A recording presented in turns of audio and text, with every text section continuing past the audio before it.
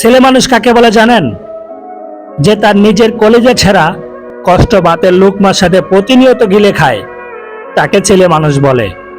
একটা ছেলে যখন বড় হয়, সে তার নিজের বাবাকে গিয়ে এই কথাটা বলতে পারে না, বাবা আমি প্রচুর পরিমাণ ডিপ্রেশনে আছি, বাবা আমি অনেক সমস্যার ভিতরে আছি, আমাকে একটু তোমার সাপোর্টটা দরকার, কারণ তোমার ছেলে, তুমি ছাড়া এত আপন তো আর কেউ নাই।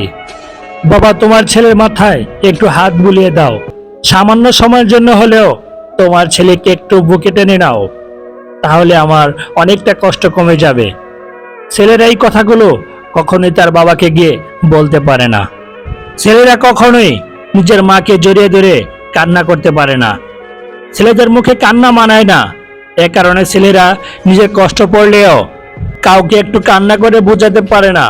খুব খেয়াল করে দেখবেন, একটা ছেলে খাবার খাওয়ার আগে যে কখনো প্লেটটা ধুয়ে খায়নি, ওই ছেলেটাও নিজের সবটা দিয়ে চেষ্টা করে নিজের ফ্যামিলি, নিজের প্রিয় মানুষটার মুখে হাসি ফোটানোর জন্য।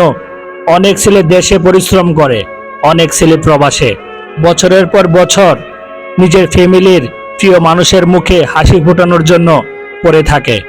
দিন শেষে ছেলেদের মুখে হাসি ফোটানোর জন্য কাউকে খুঁজে পাওয়া যায় না।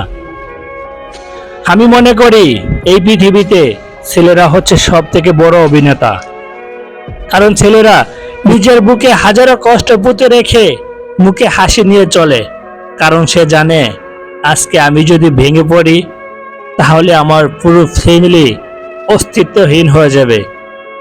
এরই নাম ছেলে মানুষ।